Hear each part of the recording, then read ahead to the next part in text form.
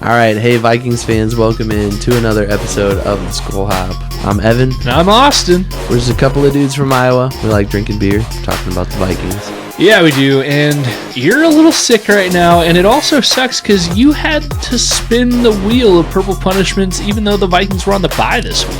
Yeah, I shouldn't have picked the Lions over the Chiefs, but ultimately, it wasn't great. It wasn't bad. It could have been worse.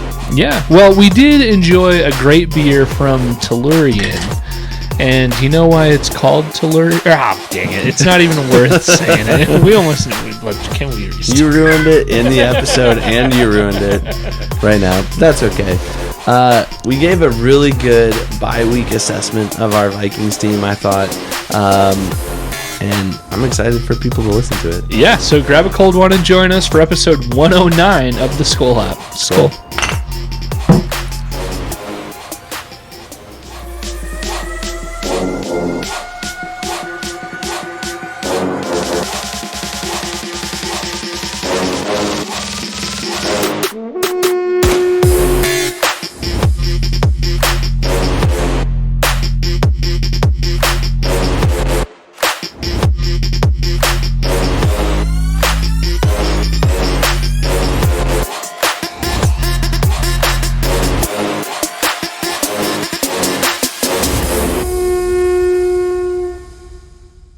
All right, we want to say thank you to show sponsor Big Top Ventures for sponsoring today's episode.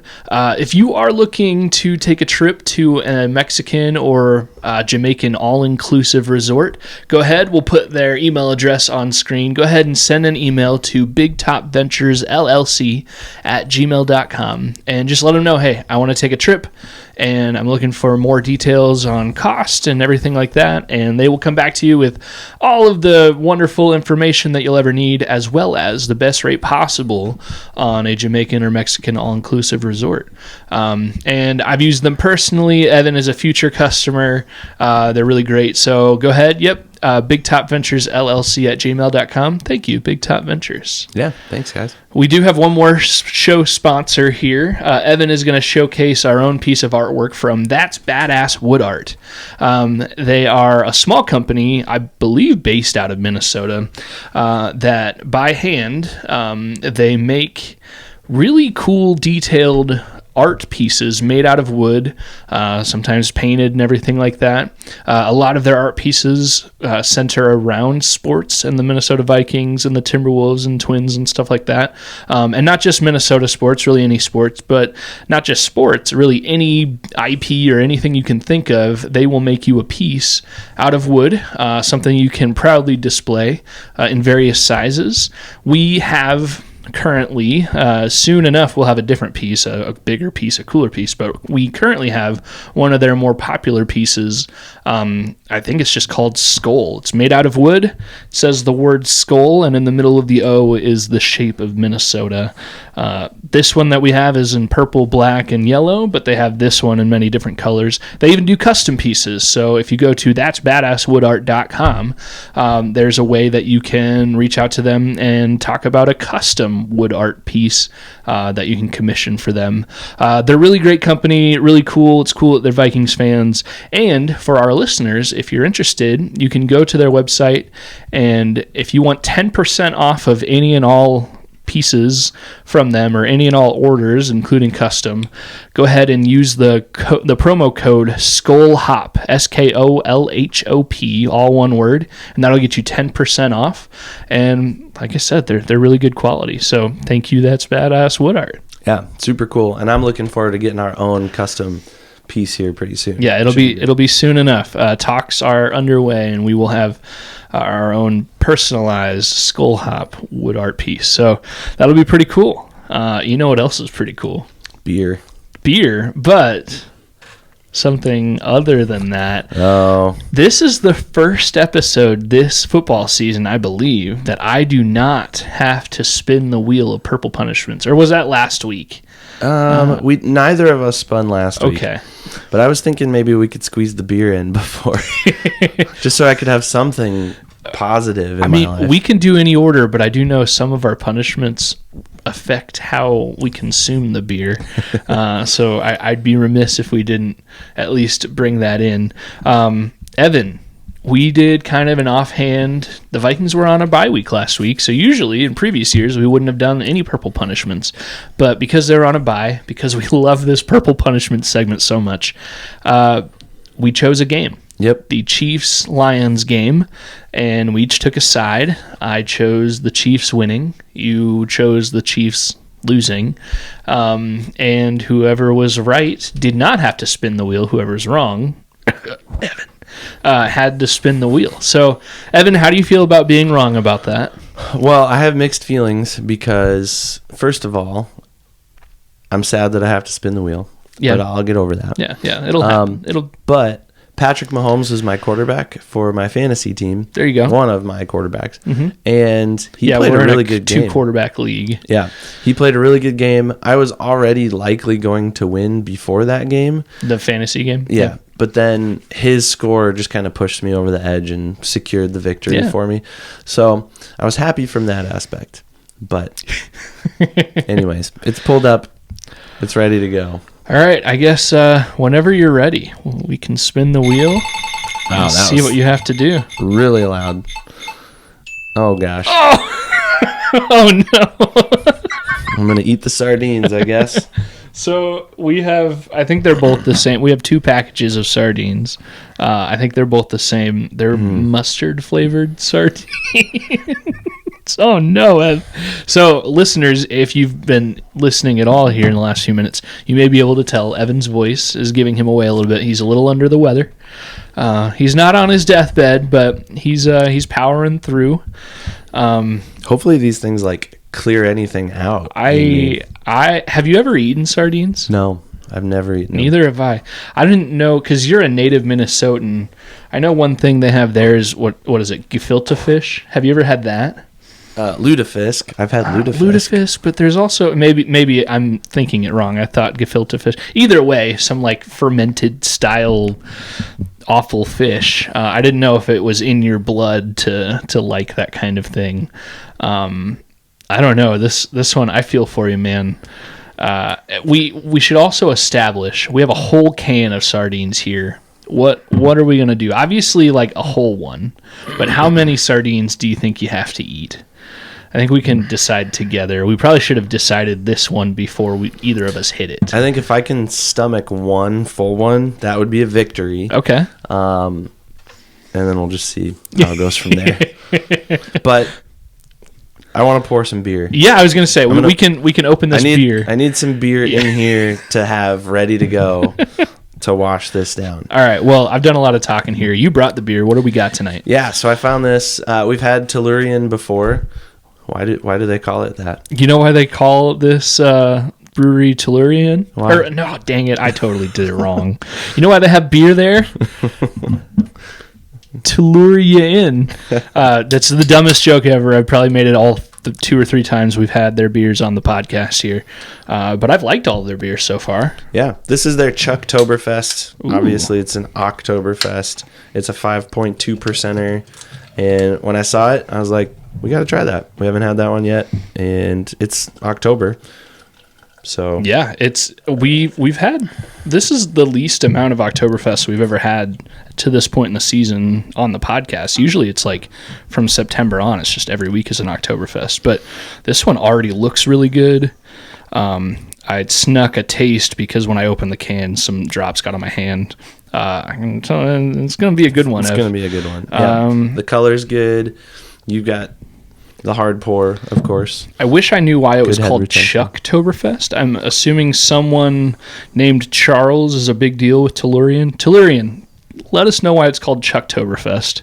It's a Martzen, which friend of the show, Forrest, may question because he's the one that questions whether it's a fest beer or a Martzen, no matter what they say. But yeah, this one looks really good. Really good head retention. Nice amber color. This just looks like an Oktoberfest. Yes, it does. And importantly, both of our beers are the same color. Yeah, that will stick with us for a while, yeah. I think. What was that? Gezellig's beer from a few weeks ago. That mine was a different color, but it tasted just fine. let's try this one out, and then you can dive into those delicious mustard sardines. All right. Skol.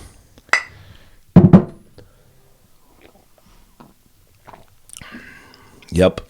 That is a great beer. I like that a lot. Yeah, that's super good. That's just a really good Oktoberfest. Well balanced. It's not super sweet, but it has a little bit of sweetness to it. It's malty, but it's not super malty. It hits the spot. And this is like your, October bonfire Friday night. Let's crack open a few and have a good time. Have a beer.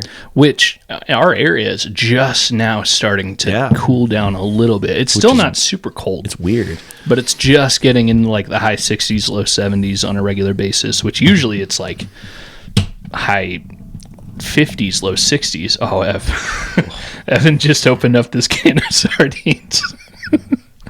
But yeah, this Oktoberfest is the definition of a good Oktoberfest. Thank you, Tellurian, for making a good beer, and let us know why it's called the Chuck-toberfest. Evan is scouting around the area, probably looking for a garbage can or something. I don't have anything. He's already put... I have a paper towel.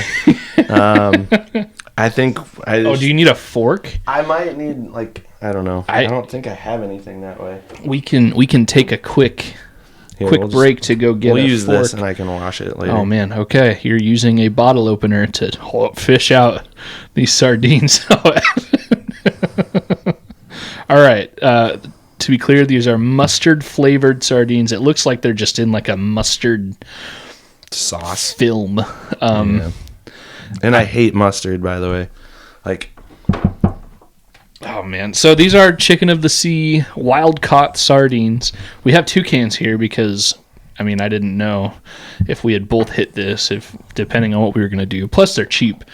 Sardines are only like $1 something a can, and that's in today's, economy. Inflation economy. But, yeah, I guess, Evan... Okay, so proof here. I'm going to try not to spill it, but there it is. This is what I'm going to attempt to eat. I like fish, by the way. Oh. Fish it's a good food. Okay. It's a food group that I'm not afraid of. Okay. I've had plenty of fish. I've had gross fish. I've had carp, which, those are bottom feeders, or catfish, bullheads. I've had my fair share of, probably less than 5-star restaurant fish. I've had good fish too. Yeah. I've had salmon. I've had pike. I've had walleye. I've had them all. Have you ever had fish out of a can? Never had fish out of a can. Are you enjoying delaying this process? Yes. This is part of the... we can be like Forrest Gump and name off all the different types of shrimp and all the different types of fish. Popcorn shrimp. Or was that shrimp Bubba that gumbo. Named them all off? I think it was Bubba. Yeah, it was Bubba. Because they were in the military together and they were just bored and they had all this time. All right, I'm going to do it. Just remember, the Lions are making you do this. Yeah, it's their fault. I hate the Lions. Yeah. You had to wear their jersey. I did. 2 weeks in a row. 2 weeks in a row. We still have it. Yeah, I think, Evan, it's got to be the whole thing. Yep, I know. I'm working on it. Yeah. Oh, man. All right. Well, okay. You've made it into a bite, and... Oh, man. All right. He's chewing it. Oh, he made a good sound. Not terrible. Okay. Is it fishy? Yeah. Is it mustardy? Actually, not as bad as I thought it would be. Interesting. It's very fishy. You can just smell it. Yeah. Probably. Oh, yeah. It just tastes like fish. And the mustard, honestly, probably helps it more than it hurts it. Interesting. I don't want any more.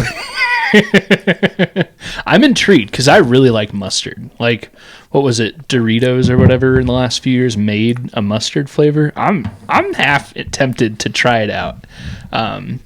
Maybe later in the episode.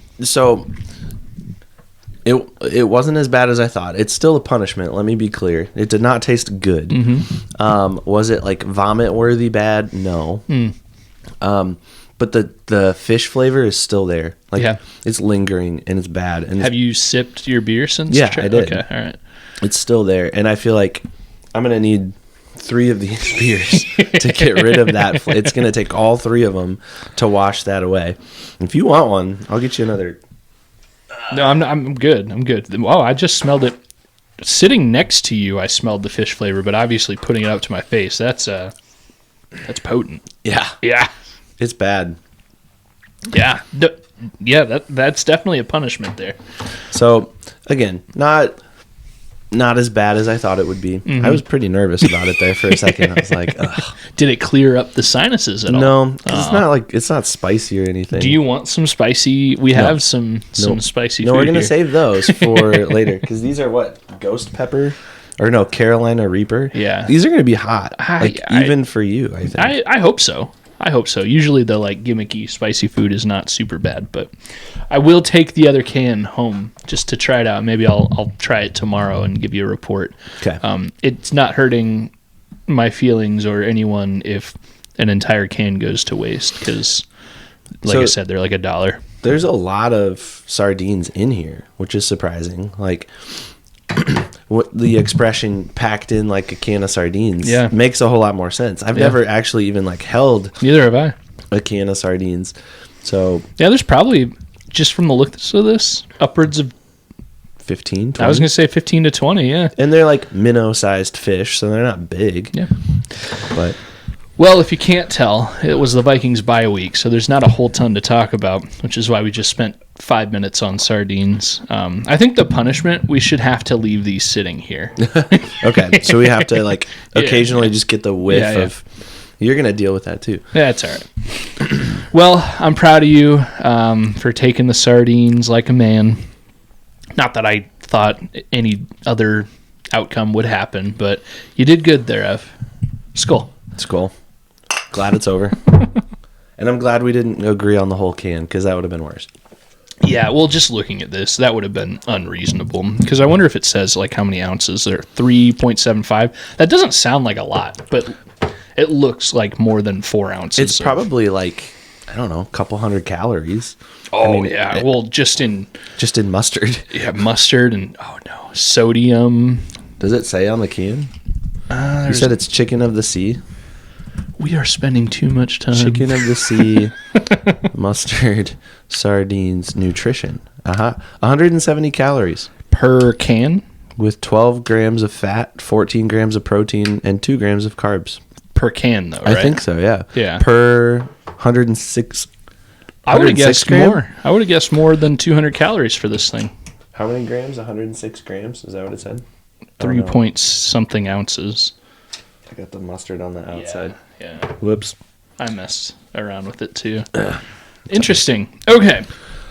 Good source of protein, though. Yeah, and 14 grams of protein. Cheap. It might be cheaper per gram of protein than an egg. I don't know. Maybe I'm way off on that. The Vikings had a bye week this week. We're done talking about sardines now, officially. Well, we just like we had to just jump in, and you had to bite the bullet and eat the sardine. We have to jump in and talk about the Vikings.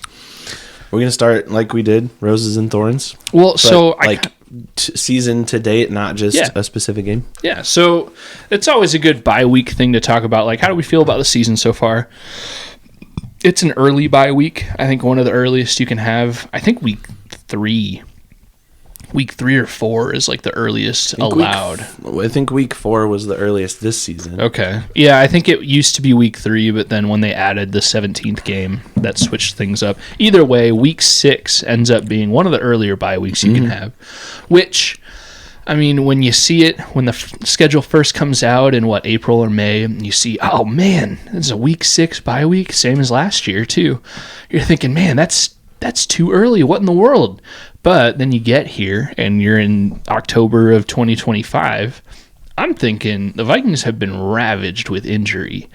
So an early bye week isn't all that terrible, especially after a 2-week trip overseas. Well, and that's why the bye has been so early the last 2 years, because it's always been on the tail end of... Actually, last season, it was... They went to London, came back and played a game, and then had the bye. Yep, that's right. Because they played in London week 4, I think. And then they came home. I don't remember if it was a home or away. I think it was a home game. We'd have to go back and look. Yeah. But they waited a game, and I think that was a team decision.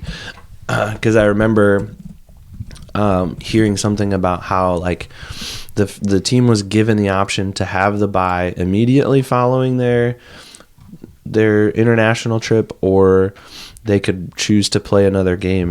And I remember Kevin O'Connell saying they chose to play that extra game. So I think what you're talking about is Kevin O'Connell's rookie year head coach, 2022. They also went to London, I believe. They played the Browns, and then they came back, played a game, and then had their bye. Maybe last year, which I only know because I just looked it up. Last year, they went to London, played the Jets with Aaron Rodgers, beat them, came home, had their bye, and then in week, what was that? It would have been week 7. They played Detroit and Minnesota, and that's famously the first loss they had, and that's a game I attended. But yeah, I wouldn't have known that if I didn't look it up. But anyways, I think they do get a choice, or at least I think they some do. heavy input. Yep. So anyways, let's talk roses quickly based on just these first couple of games. My rose is that this defense is still really good, even despite some of these key players being gone. Like, you think about it, Blake Cashman has been gone basically the whole season. Andrew Van Ginkel played well when he was playing, but he's been gone for several games now. But some of these other guys are really stepping up. Ivan Pace Jr. has looked really good. He's looked okay. His looked tackling form hasn't been the best, but overall he's done okay. I'll say he looks good. Yeah. Gabe Murphy has looked good. Isaiah Rodgers has looked great. He had that one outstanding game where he could just not be stopped, which was fun to watch. It seems like Dallas Turner's really kind of coming into form the way that we thought he would. Yeah, I think so. On and off the stat sheet. Like, it's things that we do notice and things that you don't see, but he definitely affects the field for. Yeah. So and regardless of who's out there, it seems like Brian Flores just continues to dial up the right pressure at the right time, given the circumstances of the game. And I don't know. That's a rose to me. Defense doesn't necessarily win championships in the NFL anymore. Offense wins championships, and a good defense is necessary to keep the other teams off of you. But we need a good defense. That's a part of the formula, and we got a good one. Yeah, especially when you don't know how the quarterback position is going to turn out each week. And you have a star wide receiver out for suspension, and your offensive line is a patchwork, makeshift group of guys. To have a defense performing well, which we can talk about a little bit later. I think in most statistical categories, the defense is in the top 10 of really anything that matters, other than run defense has been hit or miss a little bit game by game, but for the most part, yeah, you're right. The defense has been great and has kept the Vikings in games, even in what is probably the worst game of the season so far, the Falcons game. The Falcons only scored, what was it, 22 points? Yeah. I mean, anytime, if you could guarantee a defense holding the other team to 22 points, no matter what happens, whether it's, mostly on the defense or not, you should be able to win most games. If you only have to score 23 points or more, which only, in the NFL, that's quite a bit of points. But if you knew every week all you had to do is score 23 points or more, you'd win. That's pretty solid. The Vikings are the third best team in terms of points allowed this season. Like, the defense is not bad. Not at all. And anybody that says so is wrong. You're not a top 3 team in terms of points allowed. And just imagine when Blake Cashman comes back, which we can talk about a little bit later too. He's in his 21-day window. I saw him in a after practice interview in the last few days, and seems like he's doing pretty well. Which is only going to make Ivan Pace's job that much better. When Van Ginkel comes back, that only makes Dallas Turner's job that much better, Jonathan Grenard's job that much better. The more Harrison Smith kind of comes in and warms up to this season, because he had something going on health-wise to begin the season, and even before then in training camp. But it seems like he's been warming up a little bit more and more. All of that is just going to make, even with all those issues, like you just said, the Vikings are what, third in scoring defense? Yeah. Not scoring defense, but points allowed. Points allowed, okay, yeah. I'm sure they're up there in scoring defense because those 2 Isaiah Rodgers touchdowns counted towards that for sure. Yeah. No, I don't know what they are in terms of scoring defense, but points allowed, they're third, behind only the Texans and the Broncos. Yeah, solid rows for sure. Something, hopefully, that stays on pace throughout the rest of the season. And usually when you say, like, oh, defenses are winning games, you can't bank on that. But when you look at the guys that are injured and should be coming back or getting better, maybe this defense can stay at that level. My rose is kind of an umbrella thing, but you're going to get that when you're talking about, a section of the season, is that even with all of the adversity, which we can talk about injuries, we can talk about J.J. McCarthy, if he's good or not, if he's injured or not, how that's going. We can talk about, anything. Even with all of those points of adversity, the Vikings still have a winning record right now. Mm-hmm. And to be 3-2 after week 5, really, the season is your oyster. Yeah, you're not looking as good as a 5-1 Colts team who look like they're the team to beat in the NFL right now with former Viking Daniel Jones. And they're also not sitting there as like the Saints who look awful. Yeah. But 3-2, statistically, they can do anything. I mean, if they won out, which is kind of crazy, they probably won't win out. If they won out, that's 15-2, and probably a division winner, maybe, depending on how the rest of the NFC North does. Definitely in the conversation for the number 1 seed, if not, the top few seeds in the playoffs, and definitely a playoff team.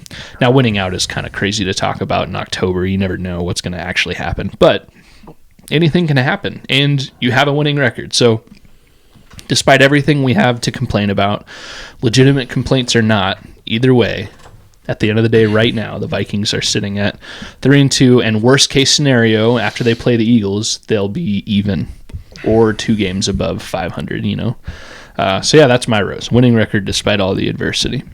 And what's crazy about it is their winning record is good enough for third, tied for third with the Bears in the NFC North. So, yes, and I think a winning record at this point, given all of the circumstances that have unfolded, that's definitely a rose. It's a good thing because the quarterback situation has been tumultuous, and we're down RB1A in Aaron Jones, and we've already talked about some of the key defensive players that are out. So, despite all this adversity, to have the winning record at 3-2 that they have through 5 games is a good thing. But boy, this division is something. And I think you tweeted something on our account about the Packers tying.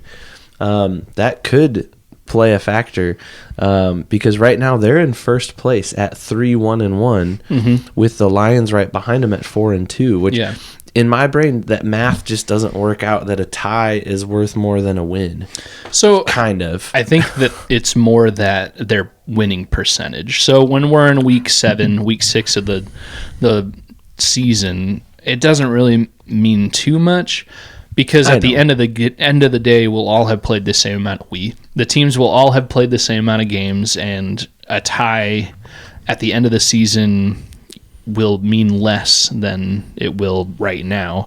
But win percentage-wise, yes, if the season ended right now, the Packers would be the NFC North Division winners, even though they have one less win than the Lions do. They also have one fewer loss. Yeah, so they have like a fewer loss, because in that win percentage formula, a tie goes as 50% a win, 50% loss. So out of 5 games, they've only lost 1.5, whereas not 5 games, 6 games, whereas out of 6 games, the Lions have lost 2 games. So yeah, it doesn't make a lot of sense right now, but it will even out once the season's over. The math still hurts my brain, and I don't like it. And I'm glad the Vikings aren't dealing with a tie on their record. But I hope that it's not something where the Packers just like eke into the playoffs, as a like third place team in the NFC North, which I think is a very realistic possibility in this NFC North. Technically, as far as the math goes, all 4 teams in the division could make the playoffs the way things work right now. It could take all the wild card teams. Mm-hmm. Yep. You'd need the other divisions to be bad, terrible, but it's not outside of the realm of possibility. And you don't have a ton of bad teams. Actually, like the NFC West is pretty good this year. The Niners have played decently despite some injury. Seattle's playing really well with Sam Darnold, Sammy D. If you look at the NFC, most teams have 3 or more wins. Yep. Which is, again, it's early on. The really bad teams in the league are in the AFC. Mm-hmm. Like the Jets and the Browns and the Titans. Yeah, crazy. How about thorns? What's your thorn so far for the first 5 games? I think it's a thorn right now, but it could definitely be a rose later on. And we've seen this happen. So my thorn is that KOC is just kind of pissed off right now. He's kind of mad. I can see that. And I think for him, the season is not unfolding the way that he thought it would. I think J.J. McCarthy is a growing concern for him as the head coach, and we'll have to get into that debate again because we kind of opened that Easter egg last week, I think it was. Oh, yeah. We really got into the quarterback controversy. And I think it's fair to call it a controversy. But anyways, right now, KOC seems mad. He seems kind of frustrated. And I hope that he can channel that. And we know that he has done that in the past. I think of the gigantic stick. After all the fumbles. After all the fumbles. And he was seen at practice, jabbing those guys. And guess what? After that happened, they didn't fumble the ball nearly as much. They kind of fixed that, and it got better. There's really no one thing right now. It's not like fumbles are the problem and that's what needs to be addressed. Really, if there's a problem, it's injury, and that's kind of outside of the coach's control. Like, it's not like he can't just wave a magic wand and make everybody better, and he can't, give them, any sort of like voodoo magic to make them immune to any sort of injury on the field. Like, it's a contact sport, and it's a fluky sport too. Like, we saw it with Kirk Cousins a couple years ago. His Achilles injury was such a fluke. It wasn't even really a contact play. Aaron Rodgers' Achilles was the same way. I'm getting very specific, but my point is, like, coming back to KOC, I think he's frustrated, and I think he's a little frustrated with the effort that's coming out of some of the guys too, and I think that's something that he's trying to address. But I also think he's got some big boy head coaching decisions to make. Absolutely. Quarterback included in that. Like, that's going to be, like, you got to put your big boy pants on to go to work and make the right decision for your team. Is it going to be Carson Wentz, or is it going to be J.J. McCarthy? Or is it going to be Max Brosmer? You've got 3 starting caliber.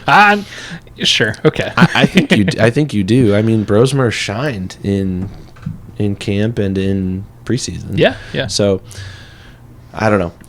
I think he's mad. It's a thorn right now just because 3-2. It's not where we expected to be. And truthfully, that was kind of the easier part of the schedule. And now we enter the gauntlet of the Eagles and the Chargers. And we've got pretty much all the divisional games except for one Bears game ahead of us. Like, it's going to be a tough stretch for the Vikings here, and the bye week is early, so you're going to have to deal with injuries into, week 15, 16, 17, right? So he's mad.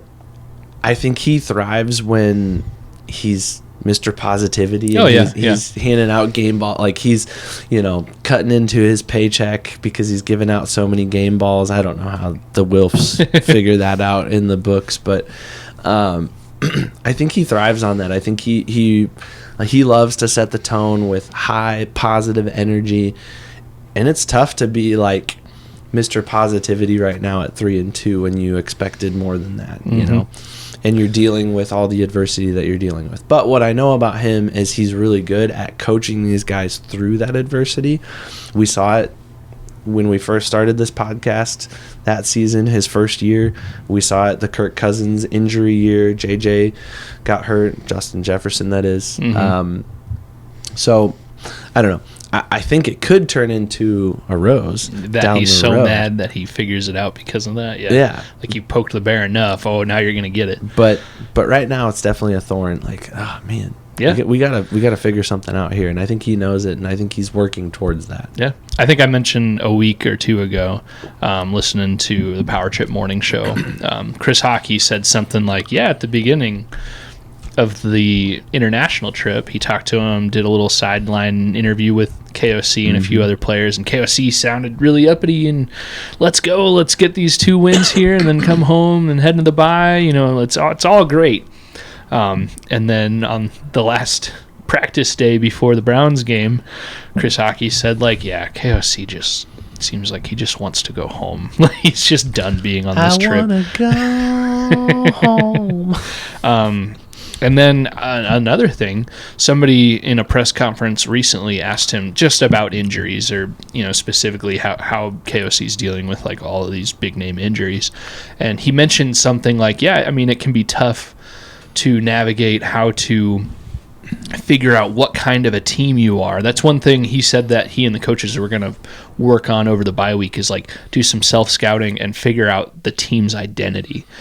And he said it's kind of hard when the roster you have currently with injuries and stuff doesn't necessarily reflect the way the roster that they intended to build, which when you build it, you don't intend to miss out on Donovan Jackson missing multiple games due to not his own fault, but a wrist surgery that he had to have. And Harrison Smith, you don't expect to suddenly go missing halfway through training camp, and now he's not the same Harrison Smith you thought you'd get.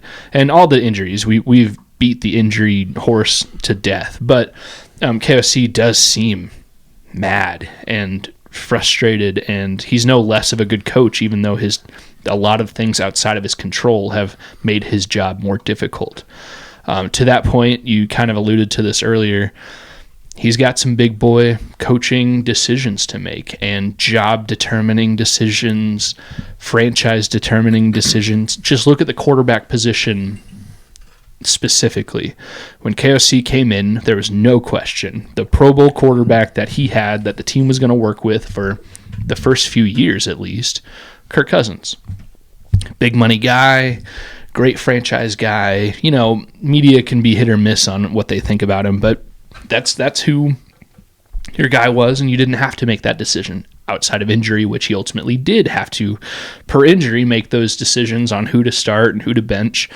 But when he was deciding on benching Josh Dobbs or Nick Mullins, he wasn't making that decision to shape the franchise for the next 10 years and potentially making that decision to save his job. When you bench or throw out the 10th overall pick, your franchise quarterback, the team that you, or the quarterback that you are putting your team behind, it's a lot different than benching or starting Josh Dobbs, who you traded a 5th round pick for because QB1 got injured. So right now, and this will go into my thorn overall right now is JJ McCarthy. And not just the person, I think he's a good person, solid A+ human being. Not him as a quarterback. I think he's shown flashes of being a good quarterback throughout his career, even though we've only seen it for 8 quarters in the NFL out of 2 years so far, a year and a half so far. Just the idea that the Vikings seem like they're taking this quarterback one franchise quarterback decision so timidly. Yes, I know there's an ankle injury that could take 2 to 6 weeks or 2 to 4 weeks or whatever you believe, however long JJ McCarthy should have been out. Yes, it's not like he just got, a stuffy nose and he's out for a little bit. I know that it's a big decision, but I feel like KOC, Kwesi, the coaches, JJ himself, they're all taking this game status, this on-the-field status very timidly. And if he's not out soon, which you got to throw him out at some point. You got to let him play at some point, even if he never gets back to 100% healthy ever, which is just an ankle. He'll get back to 100% healthy. It seems like they're all scared to do the wrong thing, because if you flub on J.J. McCarthy without accidentally hitting on a resurging career of Carson Wentz or finding the diamond in the rough of Max Brosmer, if you flub on J.J. McCarthy, that's something that can get Kwesi fired. It's something that can get KOC fired, just because if you miss out on the quarterback decision, then the team's going to lose. And the longer you can kind of win one here and there with Carson Wentz, who isn't the Carson Wentz he was drafted to be, then they're all playing scared.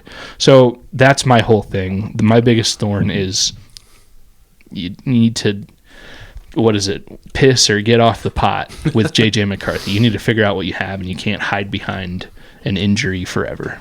So I'm just going to play devil's advocate here for a minute, because I agree. I agree with you to an extent. Like, I really think the Vikings have to give an honest evaluation of J.J. McCarthy. It can't just be, well, he played 2 games and he sucked, and then he got hurt, and then we never put him back in. That can't be how it ends for JJ, and it can't be how it ends for Kwesi and KOC either. Like, sure, maybe if Carson Wentz plays well enough, that could be kind of a job-saving thing for the coach and the GM. Okay, whatever. But when you draft a guy in the top 10, that's a different thing, right? Mm-hmm. You enter a different stratosphere of player, right? Yeah.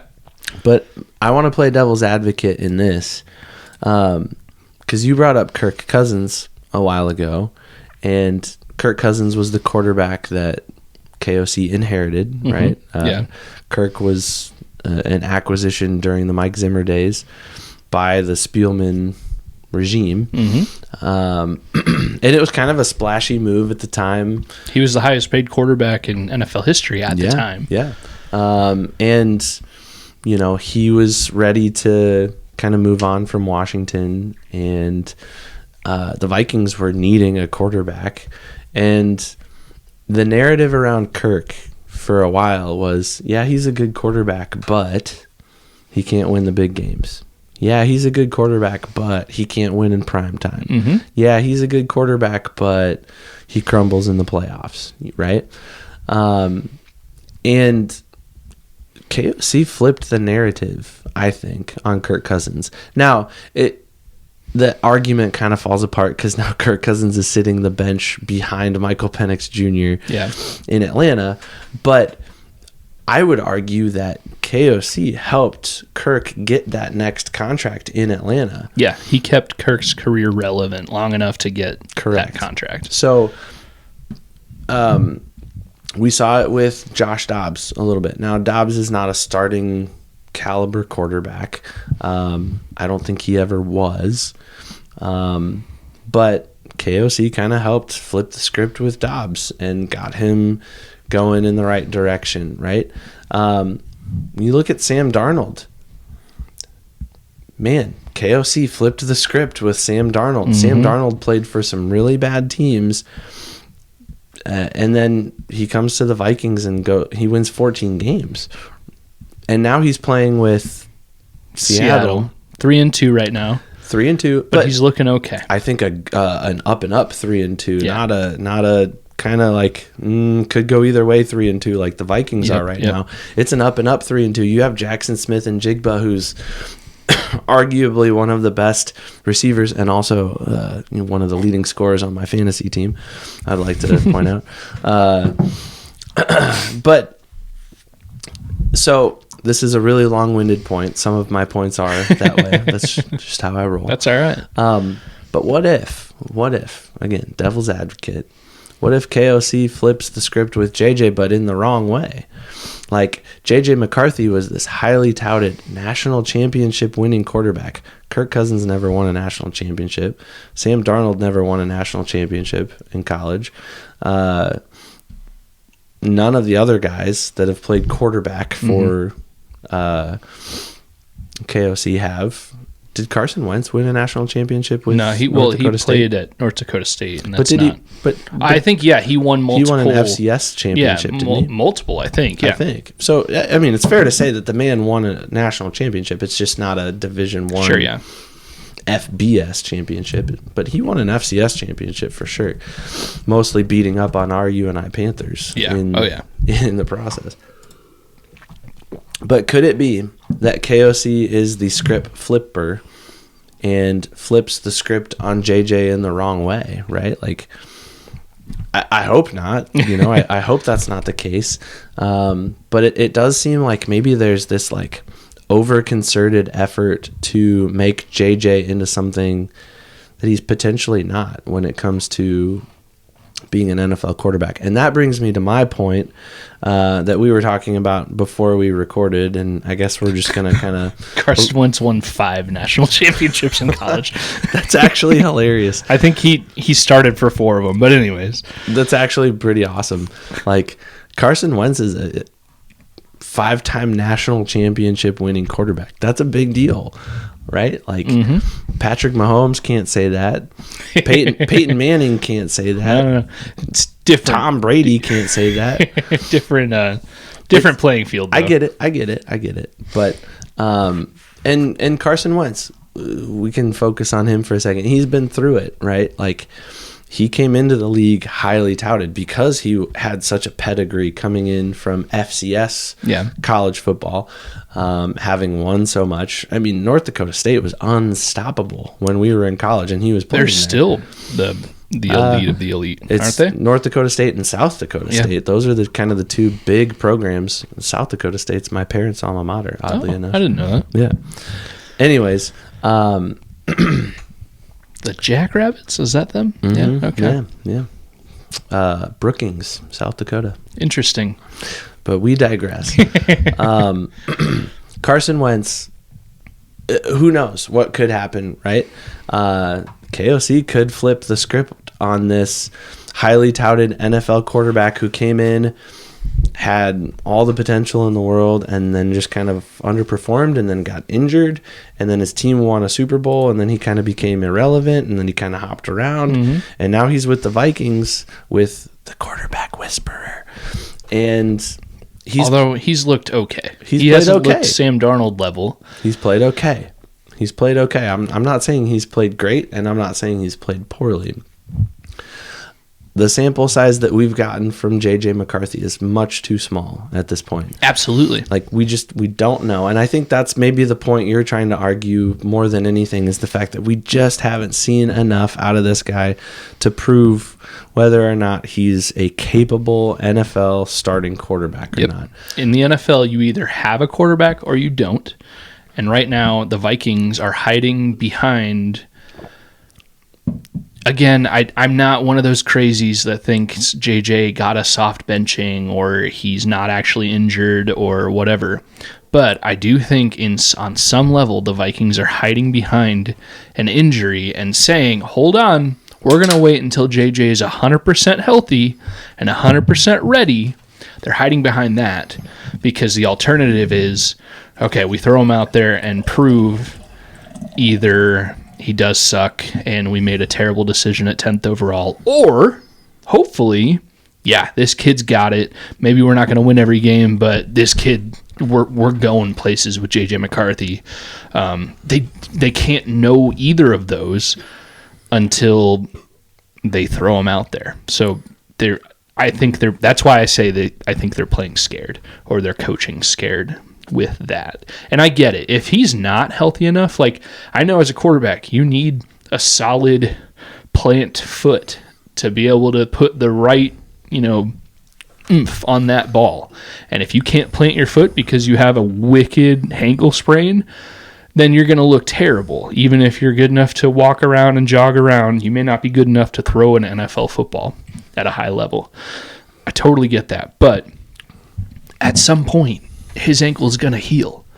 And at some point, the team has to throw him out there or admit, he's not the guy. We whiffed on it. He's the next Trey Lance.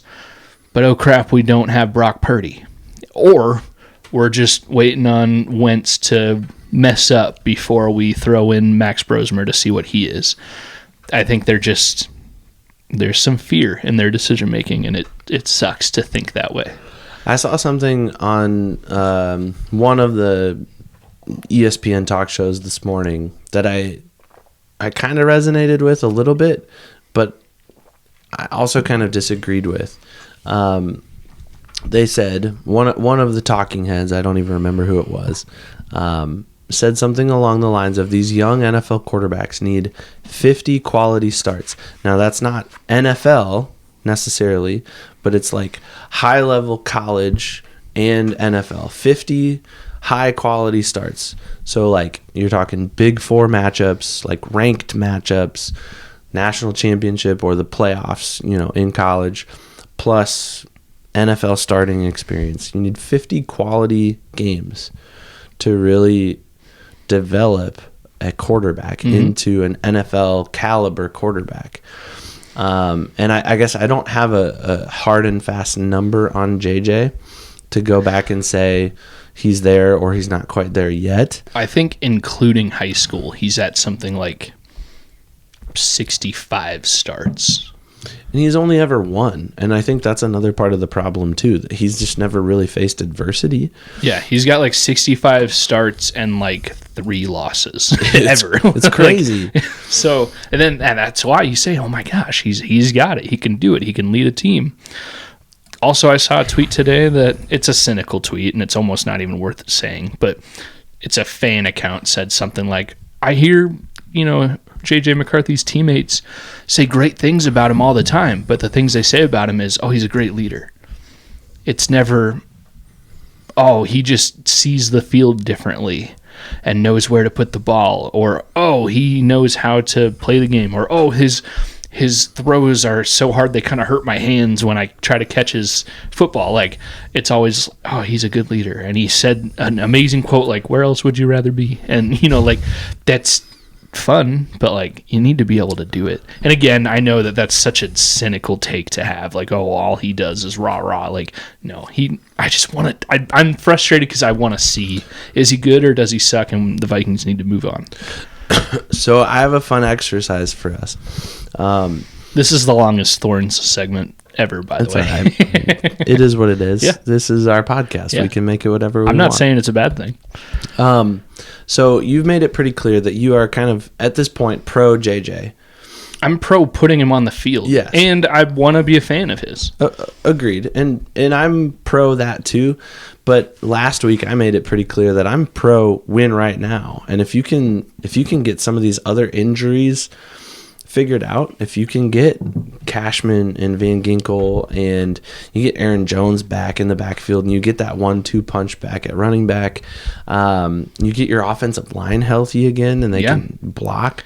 JJ has yet to play with Christian Darrisaw. That's huge, by the way. That's big. Keep going. Sorry. I was a pretty big advocate for the win now mentality. Carson Wentz has won 2 out of the 3 games that he started, and JJ's only won 1. And he played terribly for 3 quarters in that game and then magically pulled it out of his butt in the 4th quarter of that Bears game on Monday night in week 1 and got the win. So to me, that's enough to say Carson Wentz is the guy. And it kind of seems like that's the way things are trending, at least for this Week 7 matchup against the Eagles. Yeah, I think Kevin Seifert on Twitter or somewhere, or in an interview somewhere, basically reported that Carson Wentz is going to be starting against the Eagles. So here's what I want us to do.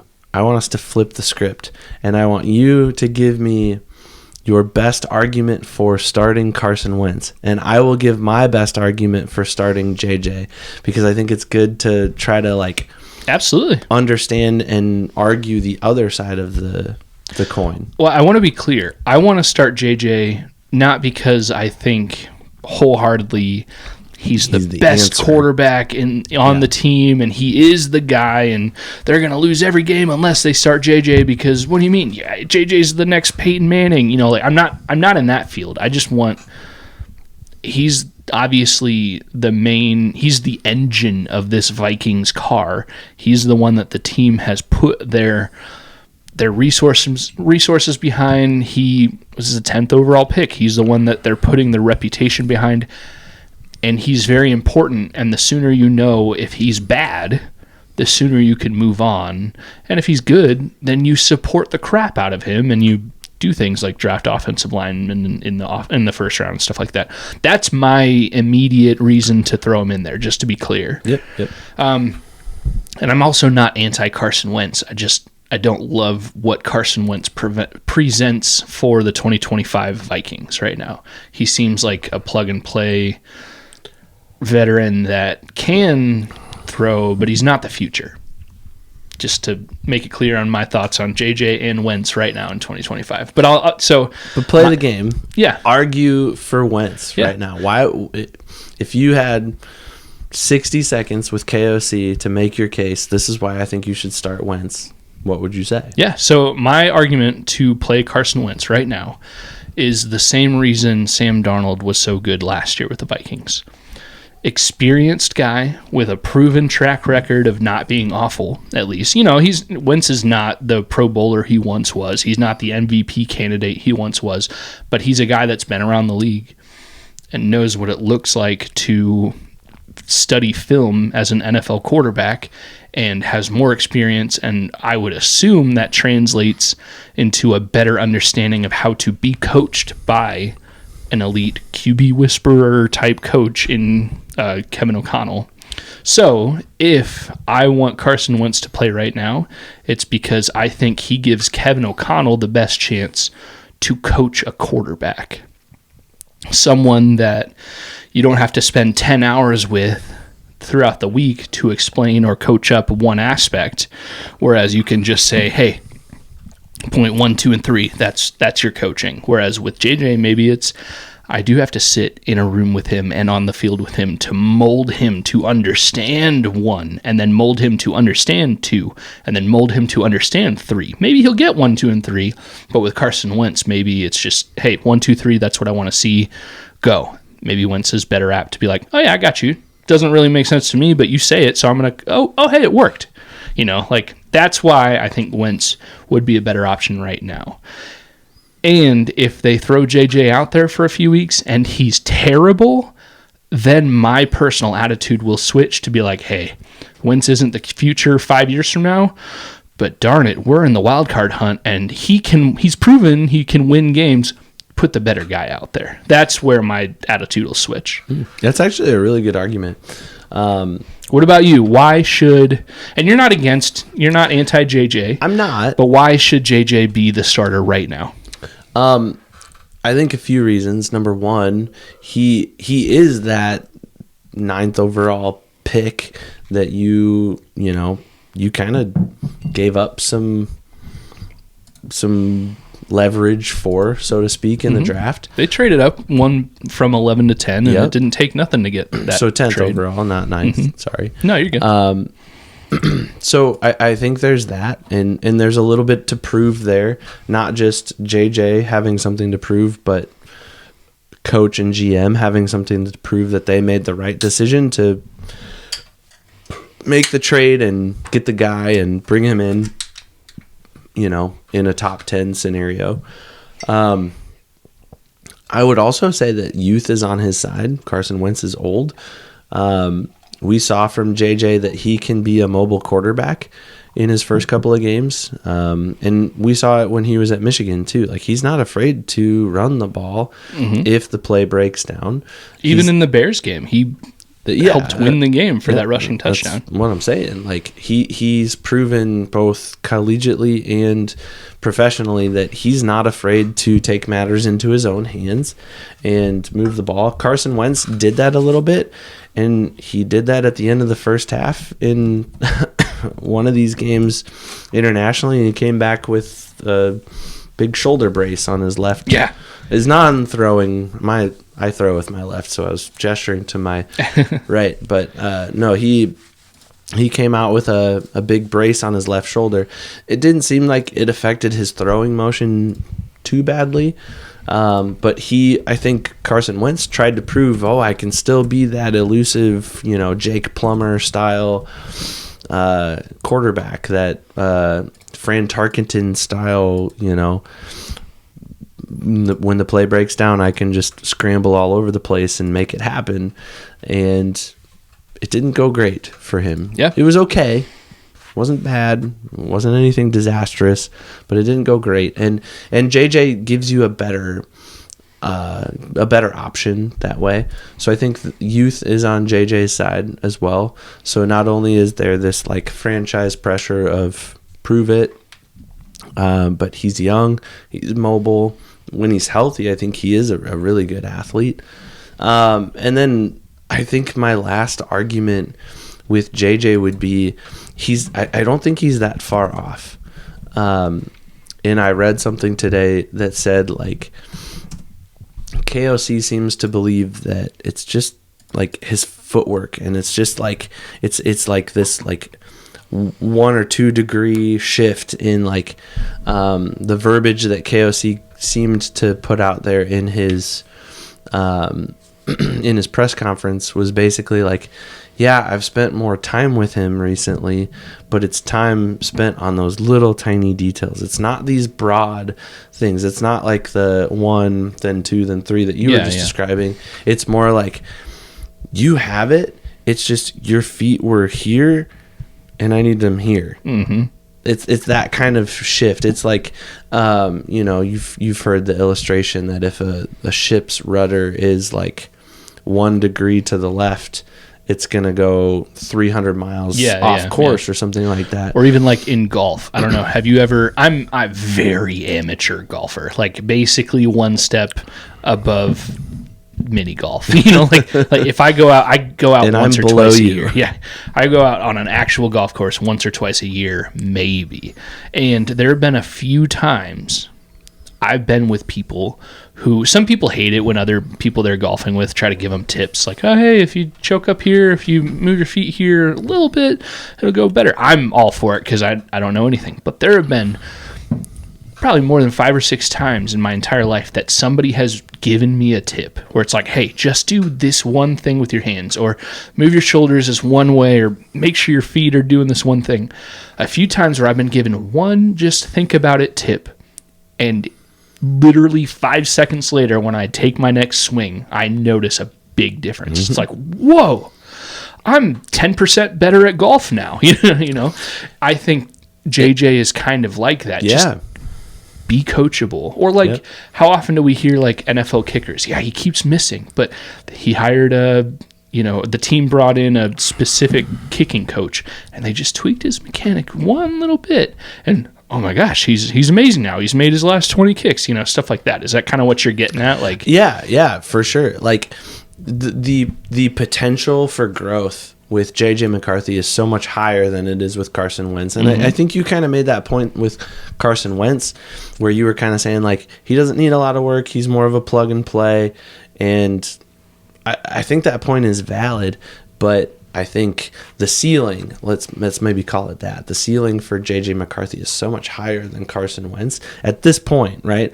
Because he's such an unknown quality, because he was so good in college. He won a national championship at the FBS level in this new playoff era, right? Like, it's not, like he won the Orange Bowl in the 90s when FBS was kind of this enigma and we didn't really know who the national champion. Yeah. Like, I could probably call up my father-in-law right now.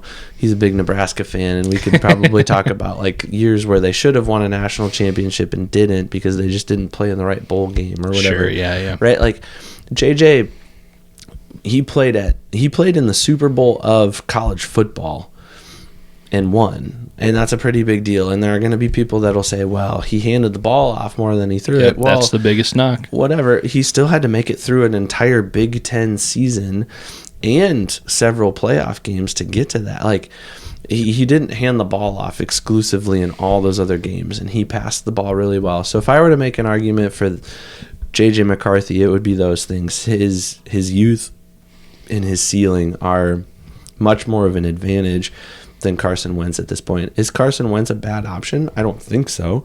And I'm still going to come back after the hypothetical scenario and say, I want to win now team, especially if we get some of these other guys healthy. And I really don't care if JJ McCarthy continues to sit and learn and sit and absorb. I think he's the type of kid that will patiently wait for his opportunity. You look at a guy like Jordan Love, right? Yeah, oh my gosh. He almost had no choice but to sit behind Aaron Rodgers because Aaron Rodgers was playing at a freaking MVP level for so long. Yeah. I think about Jordan Love. He went from literally 1 minute sitting there draft night waiting for his name to be called. He doesn't know where he's going to go. He probably had a list of like 3 or 4 teams. Like, maybe they'll draft me. I'll be the starter. Maybe I can be Cleveland's quarterback. You never know. And then literally 60 seconds later, his whole life changed, and he's like, well, now I'm sitting behind Aaron Rodgers for 1 year, 2 year, 3 years, however many years, and there's no chance outside of injury for me to see the field. Like, can you imagine that reality? Like, just to go from like, but also like he was a first-round pick. Like, celebrate being a first-round pick. I totally derailed that because I've had that thought about Jordan Love for a long time. But crazy how, to the same point, like he had to be patient. And I'm not a Packers fan. I don't read their media stuff. I don't know if he ever complained. Like, man, I wish another team drafted me so I could sit or so I could be a starter. But I don't feel like I ever heard about him complaining.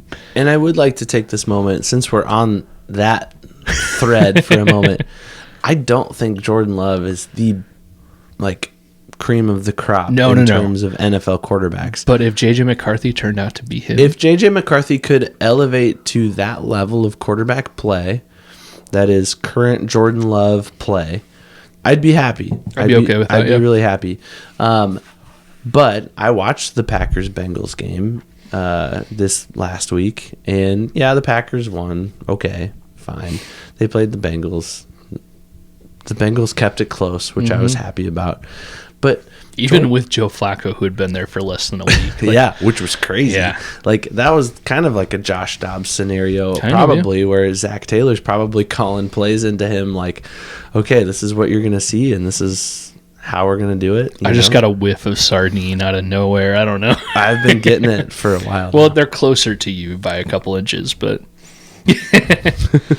how is the taste? I know you said it didn't leave. The taste is gone, but I mean, I'm almost 3 beers in at this point. You've drank at least a beer and a half since you had that sardine. Yeah. So anyways, not to derail everything. The flavor's gone for the most part. I don't want to do another one though, because that would derail everything. Yeah. All that to say, Jordan Love just didn't look like super accurate. He didn't look super great. Did he have some big plays? Yeah, I have Romeo Doubs on my fantasy team. He was sitting the bench. No, wait, no, he was. I think he was playing in my flex spot this week. He did okay. He had some, good long down the field completions, and they won the game. You can't argue with that. A win is a win, but there just wasn't a whole lot that was impressive about Jordan Love's performance. Sure, yeah, and I'm not trying to take away too much from him because he's an NFL starting quarterback. But I'd be okay personally. And this is where I'm not playing devil's advocate anymore. We're not playing the game where we're flipping perspectives. I would totally be okay if JJ McCarthy sat for another year or two under these other veteran quarterbacks. Like last year he got Sam Darnold and he got to watch KOC work his magic with Sam Darnold and flip the script with Sam Darnold. It's a little too early to tell with Carson Wentz, but I wouldn't mind if Carson Wentz got the nod for the better part of the season and JJ McCarthy's just kind of sitting there in the wings, healthy, capable, but learning and maturing and developing, right? I'd be okay with that. Hey, I mean, if it turned into a Jordan Love product where he's a very capable NFL quarterback that can win games. If that were the reality, I guess all we can do is sit and watch games and talk about them each week on a podcast like 20 people listen to. That's more than that. I'd be very frustrated. You can hear it. I'm already very frustrated with how they're dealing with the JJ McCarthy scenario. I would have no control over it, but if that were to play out, I'd be very frustrated about JJ McCarthy. But if they were to keep winning games, I'd be the maddest happy Vikings fan ever. Because, like, how mad can you be after win after win after win? And that's assuming they keep winning. Wentz has done nothing to make me think, well, crap, like, why are they throwing him out there? He hasn't thrown 3 interceptions in a game like Nick Mullins has. He hasn't said terrible things. He hasn't, done anything to make me think Wentz shouldn't be playing. But I just, knowing what they've committed with JJ McCarthy, that's why I want him out there. I had something I wanted to ask you about, but I totally forgot. Who is your team MVP through the first 5 games? So, MVP, I was thinking about this because I have to determine this for my team that I coach. Oh, sure. And I was thinking about it today, actually, on our bus ride, because we had a competition today. I was thinking about the middle letter of that abbreviation, V, valuable, right? Where does value come from in terms of a team? And I kind of I came to a conclusion pretty quickly when it comes to my team, the sport that I coach, where value comes from. It's pretty easy to it's whoever does that. If they do that, then they're the MVP. It doesn't matter anything else. So I got to thinking about value for the Vikings. Where do the Vikings get the most value from their players? And I think right now a lot of the value comes on the defensive side of the ball. And I think the MVP right now for me is kind of a tie between Blake Cashman and Andrew Van Ginkel. And the value comes less from their play on the field, and it absolutely has to do with their play on the field, but more so their absence from playing. And the fact that they're not playing right now, they've been injured, proves their value, right? The Vikings have struggled more because they're not on the field. Blake Cashman is the quarterback of the defense. He's the green dot whenever he's on the field. He's kind of this quiet leader. Yeah. He's kind of a Harrison Smith kind of guy, but he's so football smart, and he sits literally in the middle of the field whenever he's out there, and he sees everything, and he can quickly look over his shoulder, make sure the guys in the defensive backfield are in the right spot. He can see in front of him that everybody else is in the right spot. He's a big time MVP, and I think Van Ginkel too, right? We saw him last year. He jumped those little bubble screen passes that the opposing offenses tried to throw at him, and he got those 2 pick sixes off of those. He did it again. I forget which game it was, but he jumped one of those. He didn't get the pick 6, but he was. He had one that looked like he was on it, and I think I texted you, or we were watching it together. I can't remember what I was like. He did that twice last year. That was. I think it was against the Bears, and we saw it together. Yeah. It must have been. Yeah. But anyways, those 2 guys, man, when they are on the field, they are extremely valuable to the team, and their absence has kind of made the heart grow fonder, so to speak. I think Blake Cashman, as far as outside of the Vikings organization and outside of Vikings fans, he is the most underrated Viking on the entire team right now, because for everything you just said, it seems like he definitely, he's the green dot. He gets guys lined up in the right spot. He sees things. He makes the calls. But just the intangible, when he's in, everything seems to go well. When he's in, Ivan Pace plays better. When Blake Cashman's in, the pieces just seem to connect better.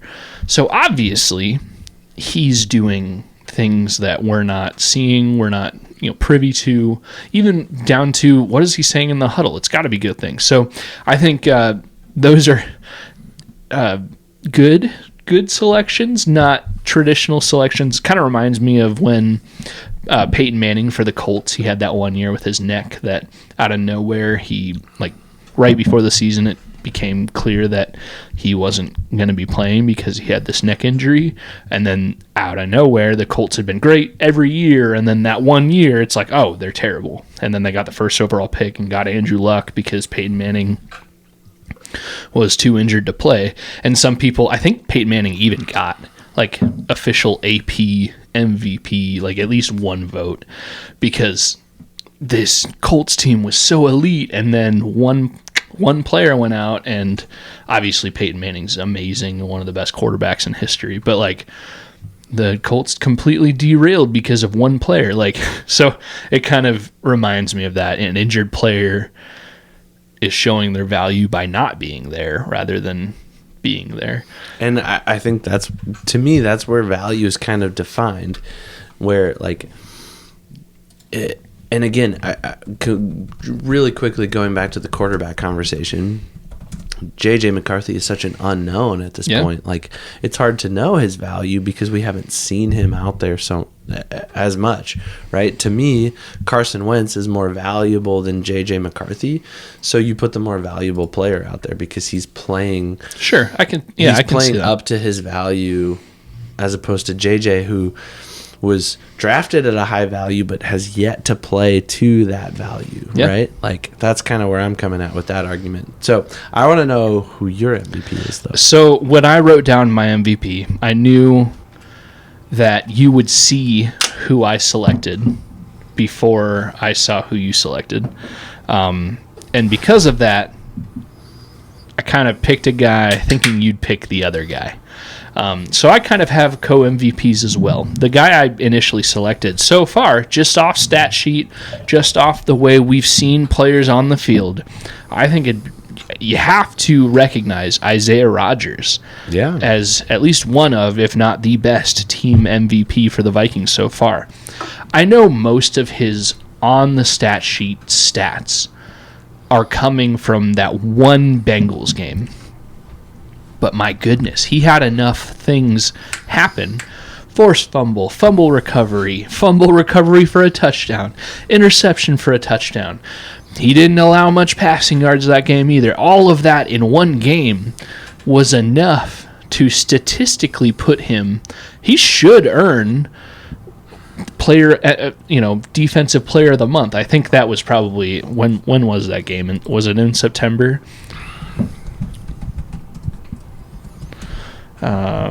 It was September 2021 or September 21st. Who won Defensive Player of the Month in September? Byron Young.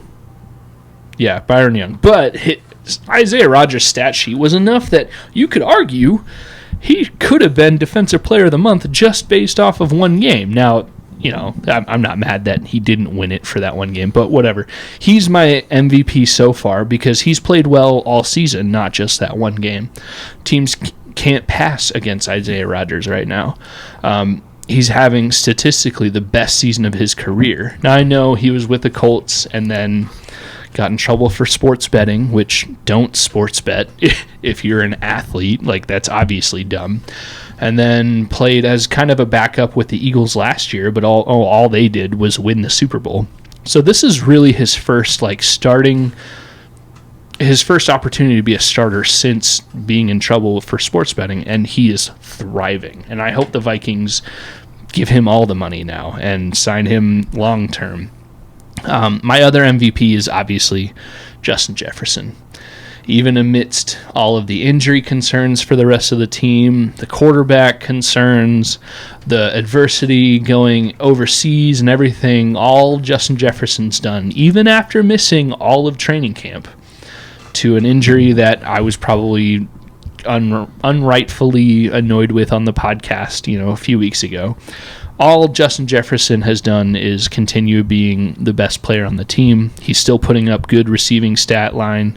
He's still playing very well. And if anybody would have anything to complain about to be on a team that's really frustrating. You'd think it'd be their diva wide receiver, but he's not a diva wide receiver. He's just a really good number one wide receiver in the NFL. So those two guys are my MVPs, offensive and defensive, for the team. And I thought about giving Justin Jefferson my MVP. I really did. But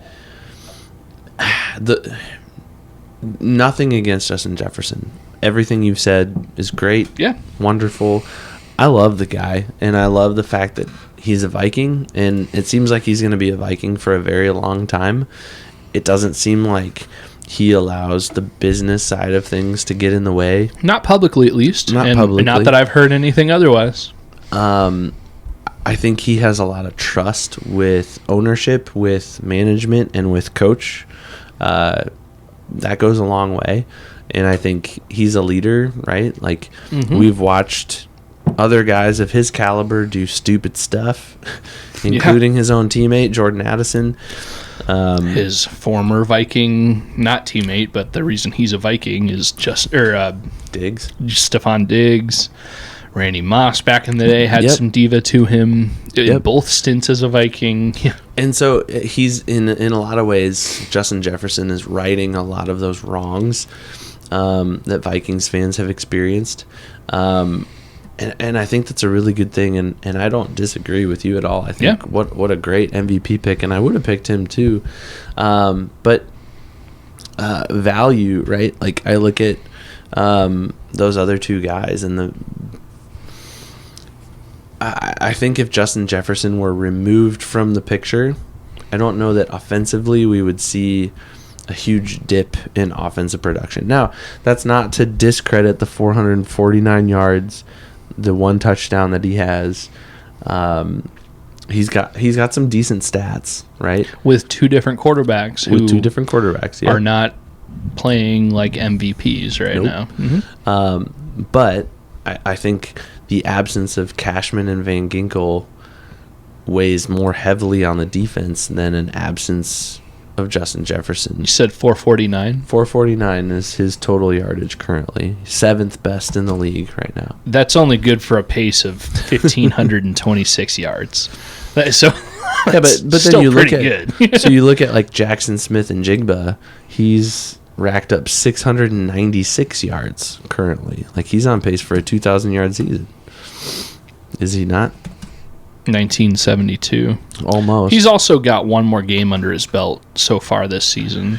But that's average-wise. It evens out with the average. Interestingly enough, a couple of the other guys on this list are hurt. Puka Nacua got hurt. Oh, yeah. He might miss a couple of weeks. He's second right now. And just looking at yards overall, Emeka Egbuka. He's injured as well. He's hurt as well. And then, of course, there's the ever back and forth between Jamar Chase and Justin Jefferson. But he's healthy and playing well, but he's not that far ahead of JJ. Yep. Amon-Ra St. Brown is having a decent season at 452. Yeah, guys that you expect to have good. All of those. Yeah, and then there's no surprises on that list. But then I saw something today too. Third overall is George Pickens with Dallas. He's like, I don't know if I want to be a Cowboy. And well, he's had a self-inflicted rough go for the last few years. Yeah. I say no surprises. Pickens might be a little bit of a surprise, and even Smith and Jigba, he might be a little bit of a surprise, but not shocking. Nothing crazy. Like, I could have never seen that coming. But Pickens and Amon-Ra St. Brown lead the league in touchdowns right now. Yeah. 6 touchdowns for receivers. That's a lot at this point in the season. That's basically one a game. Yeah. Oh, yeah. So, all right. Well, I think we spent a lot of time sprinkling in talking about injuries throughout this first part. It's no secret. The Vikings are hurt. Yep. And we need some of these guys to come back. A couple guys might be coming back. Sounds like Blake Cashman, if not this week, definitely next week he'll be back. J.J. McCarthy sounds like he's almost there. So I think he'll be okay. As far as practice today, this is the first day of the week. We're recording Wednesday. First day of the week they released an injury report, and Brian O'Neill was on there as a full participant. which is huge news, no matter who your quarterback is. Oh, no, sorry, he was a limited participant, but still, he's missed a few games, so that's, unless he gets a setback, he could play. That's still really good news. Mm-hmm. Carson Wentz, he was listed as a full participant, which as a guy who's currently the starting quarterback, you want him to be as healthy as possible. Donovan Jackson was listed, what was he? Limited, but he's coming off of injury, or surgery on his wrist, but sounds like he would have played and foregoed that surgery as long as possible, which is pretty awesome. Either way, the injury storyline seems to be getting better for the Vikings, which I think is good news.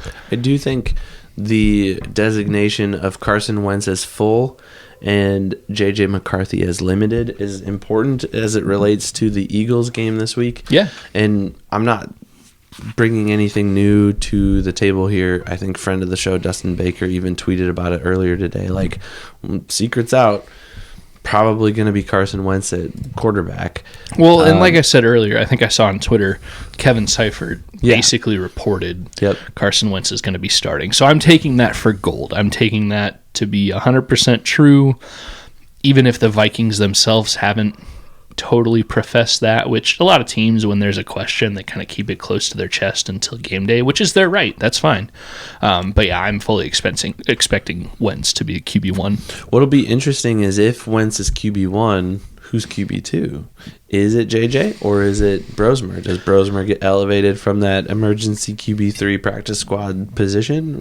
So my thought, if JJ McCarthy, and I looked today, on the Vikings website, their official depth chart as of right now, which may not be fully updated, but if you look right now, Vikings.com, and we're recording, it's almost 10 o'clock on October 15th, their QB depth chart lists J.J. McCarthy as QB1. So, that tells me if J.J. McCarthy as QB1, first guy on the depth chart, isn't starting, then he's not healthy enough to play and he'll be inactive. If they were to come out and list J.J. McCarthy as QB2, I don't know what I'd think. Like, what? He's one play. You think he's one play away from playing and competing at an NFL level, but he's not healthy enough to play at the position you're listing him at as QB1. So, all that to say, I fully expect, if Kevin Seifert's right, which he's basically reporting that this is the case, if Carson Wentz starts, Max Brosmer's QB2, and then maybe just because they'd have to list somebody, J.J. McCarthy could be that emergency inactive QB3. But I think in that scenario, they'd throw somebody else out there before they'd go to J.J. McCarthy if he's really not healthy enough to play. I mean, we did see him do the little wildcat thing, right? In a game? Yeah, didn't. Or are you thinking when Cam Akers took the wildcat snap? Yeah, that's what I'm and thinking. Throw of. a touchdown. Oh, okay. So did I say Cam Akers' name? Yeah. As QB3? No, not as QB3, but I'm that's what I'm thinking of. Oh, okay. Like, they did do that. Like, Cam Akers played quarterback when he was in high school, and they drew up that kind of trick play where Cam Akers came in as the wildcat. He threw a touchdown pass. So I think a reporter confirmed after the game with Cam Akers and basically asked him, and Cam said, like, oh, yeah, because they didn't have that emergency QB3. Because remember, at least against the Browns, they had waived Desmond Ridder. So he wasn't even he wasn't a Viking. Yep. So I think somebody asked, and Cam Akers said, yes, if it had gotten to that point, I would have been the quarterback if both Wentz and Brosmer went down. And I bet, like, when you're overseas like that and it's tougher to get guys over there in those emergency situations, like, Kevin O'Connell's probably kind of like, okay, you have to have a plan. We have to have a plan. And I would venture to guess that play where Cam Akers threw that touchdown was probably designed for more than just like, oh, let's get cute and see if we can catch them off guard. You bet they practiced but maybe it's a like, okay, well, if the worst happens, Now we know that Cam Akers can do it. And the ball didn't look terrible. It looked like a running back throwing the ball, but it didn't, to your credit, probably, the best a running back throw could look.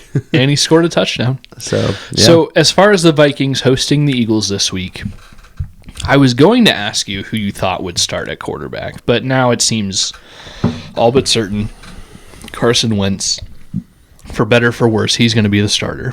So, but I did see something interesting on Twitter. Somebody posted a poll, and I want to see. Oh, okay. So, at Matt_Falk with One Bar. He's One Bar and Luke Pecos podcast. They're good guys.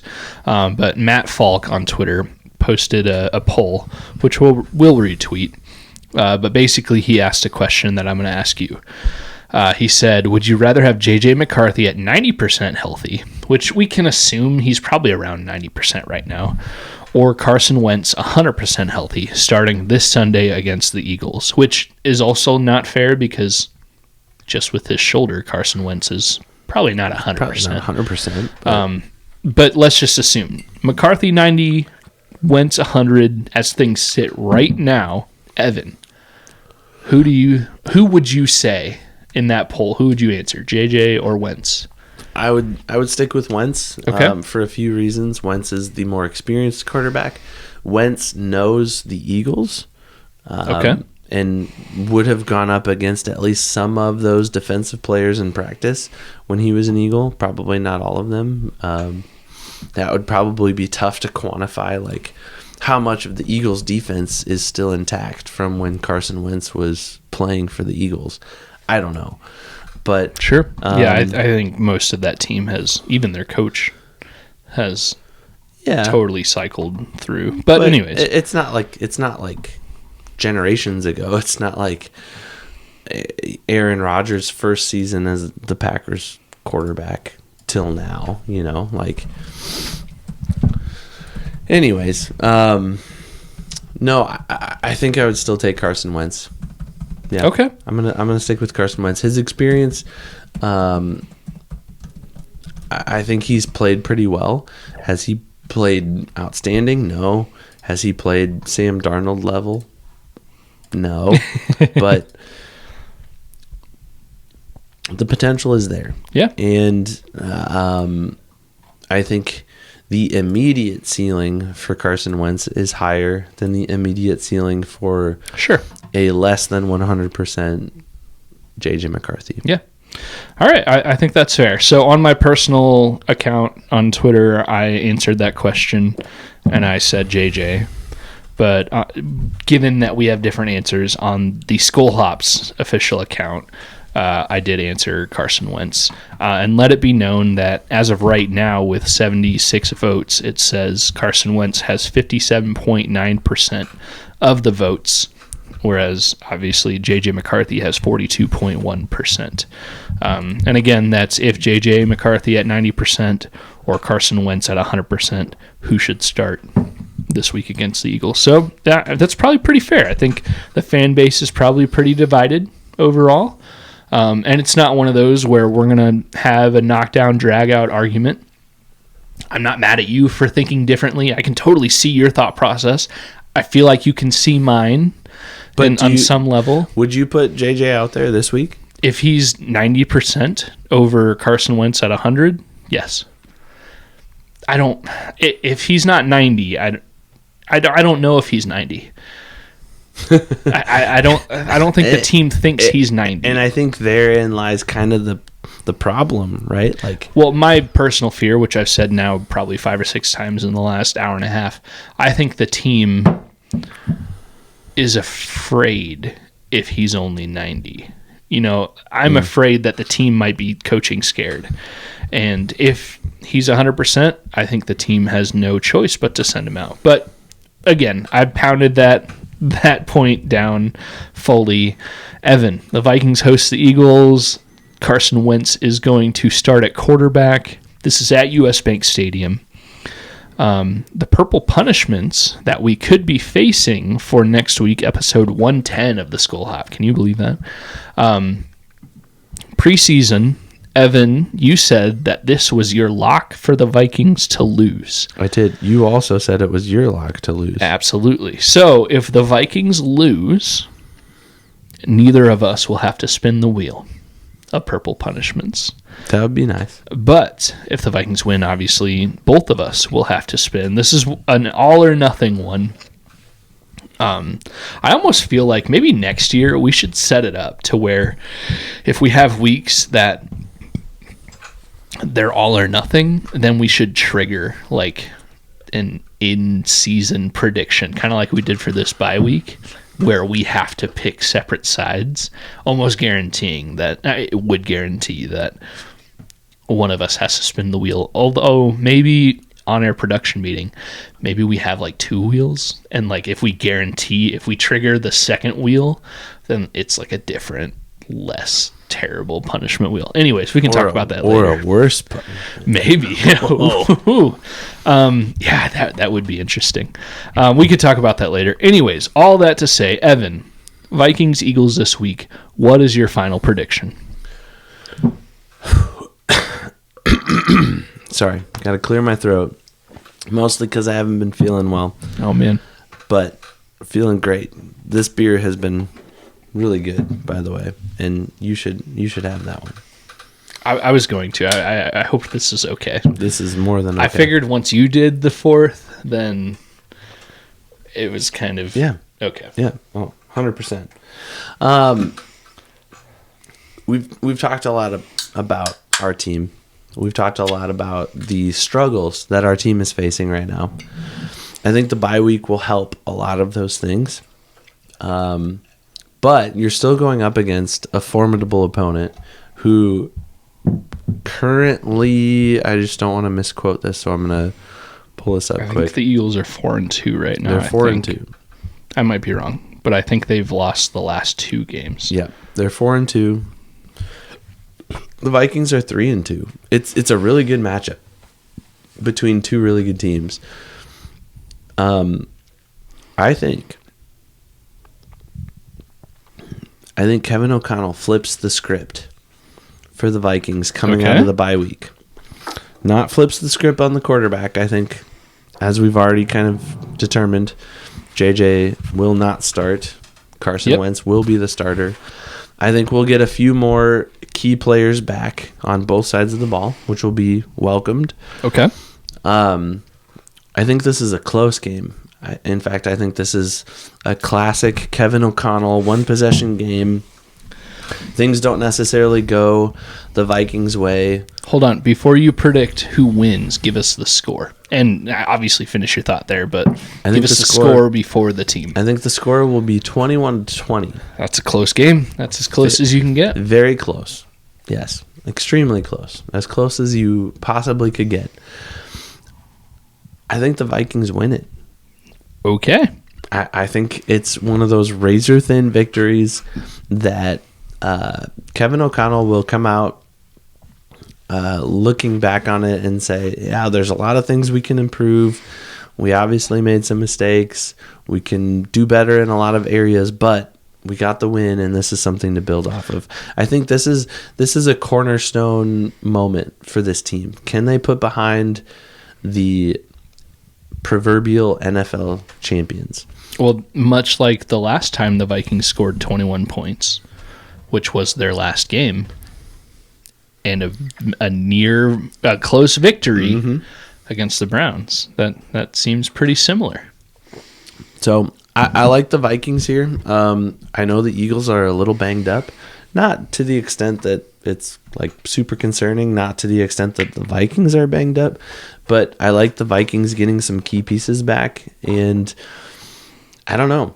I've got Saquon on my fantasy team right now. He has not been performing well. Sure. In fact, someone else in our league has tried trading for Saquon like 15 times. And Is it someone with first name starting N? Yep. Yeah.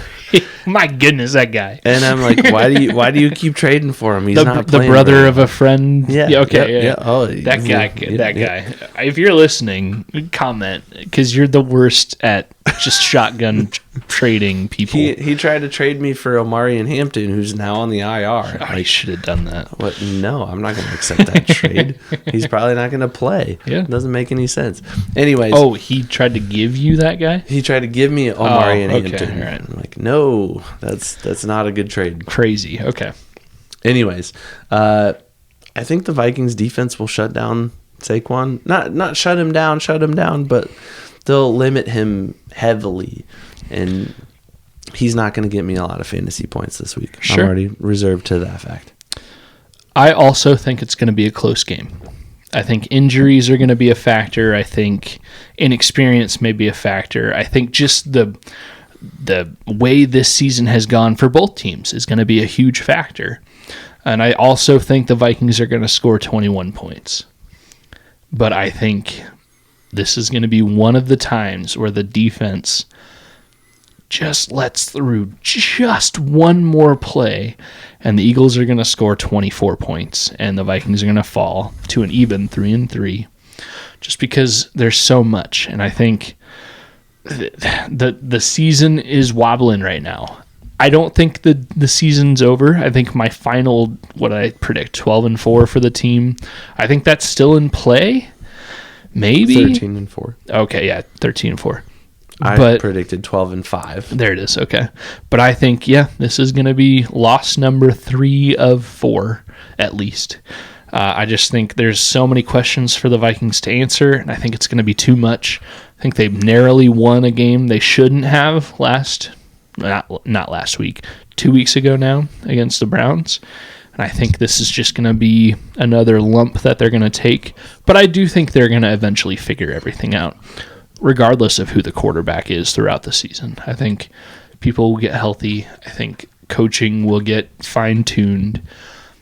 I think the outlook is good for the Vikings, but this week against the Eagles, I think the Eagles are just too good of a team to lose 3 straight.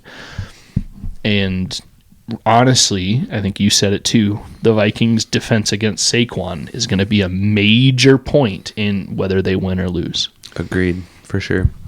Well, I'm excited to see how that game plays out. Yeah. I think it should be a really good game. We both picked it as our lock to lose, though. Yeah. Well, I mean, they're the defending champs, and they beat the Chiefs. They beat the crap out of them in the Super Bowl. So what else would you think? I mean, it's so early in the season. There should still be the same old Eagles, which is a compliment to them right now. Yep. I think we're both pretty fair in that we're not only picked a loss in the preseason, but a lock to lose. I hope we're both wrong. I hope we both have to spin the wheel. But unfortunately, I think the Vikings are going to lose this one. Well, I'm really glad that if we do have to spin the wheel, the Sardines aren't on there anymore. Well, we still have a can, Ev. We do. I guess we'll take it off the wheel. We could keep it on there if we want to do. There's still some bad ones. Truthfully, it wasn't that bad. Yeah. But it was bad enough. I've been getting whiffs all night. I've only gotten one. Gone through a handful of beers to get that flavor out of my mouth. It was terrible.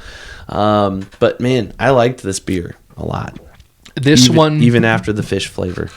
So last weekend, friend of the show, Forrest, his wife and he came over to my house, and my wife and them, the 4 of us, we've had last 3 or 4 years now, like an annual Oktoberfest tasting where he brings 4 or 5 different Oktoberfests from different breweries around the country. And I bring 4 or 5 from ones that I find. And Forrest and I both try to blindly taste each Oktoberfest, guess which brewery they're from, give them a ranking, and see how right and wrong we were. We had 12 this year. I got 0 correct. And the one I gave my lowest ranking is the one that I've really been enjoying the most. Really? So far this year. But I would say this Tellurian Chuck-toberfest, had it been in that Oktoberfest tasting, would have been at least top 3. This is fantastic. This is, it might not sound like a compliment, but the textbook Oktoberfest. It hits all the marks that it needs to. It doesn't do more than it has to, and no less than it has to. It's right in the lane where it needs to be. Do you want to know? Do you want to know the beer that the Oktoberfest that won between both Forrest and I? I would. We ranked out of 10 each beer. Both of us. I think he might have ranked it a 9, but I think he ranked it a 10. I definitely ranked it a 10. The one that beat everybody else out was Sam Adams Oktoberfest. Really? And that was a blind taste test. And I've never thought Sam Adams is bad, but it's like just such a mass-produced one that you'd think like a craft brew might be able to beat it a little bit. In a blind test between two guys that love beer, Sam Adams won. And this Chuck-toberfest is at least as good as Sam Adams. So that's to me, that's a compliment. I really liked this one. Well, you've got a little bit more to go. I've got less than you do because I was trying to get rid of that fishy taste. But I would say this is a really good Oktoberfest, really good beer. I thought we had some good conversation here. I'm excited to see what happens moving forward with our Vikings. I think there's a lot of optimism still. I don't think the optimism tank is completely drained.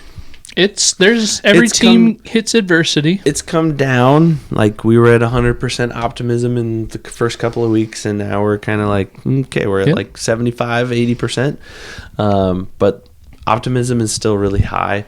I'm excited to see what happens. It'll be really interesting to see what happens with the quarterback position. Yeah. As always. I think we said a few years ago, 2 or 3 years ago, maybe our first year doing the podcast, it was the second year because it was the year Kirk got injured. I think we said, hey, if the Vikings end up making the playoffs after all this adversity, watch out, because that means the Vikings figured a ton of things out and they're good. And I think in a good way, this 2025 Vikings are kind of emulating that. Hey, if they end up making the playoffs after all of the early season adversity, watch out, because this team is going to be hard to beat. Well, we accidentally talked for 90 minutes. I know. So we should probably wrap this up. But really good beer. I thought we had great conversation. I'm excited to see what the Vikings can do against the Eagles. Absolutely. Real quick, if you want to keep the conversation going, check out all of our socials, Twitter, Instagram, Facebook. If you're not watching on YouTube, you should definitely check out our YouTube. TikTok, we posted a few high view-worthy videos recently on TikTok. Check us out on there, and our email, theskolhop@gmail.com. We've got a sticker if you want. Send us an email, and we'll send you a sticker. That won't be the case forever, but yeah, let us know you're listening and let us know what you like about us. But as you were saying, great conversation, really great beer. Best episode yet. Skol.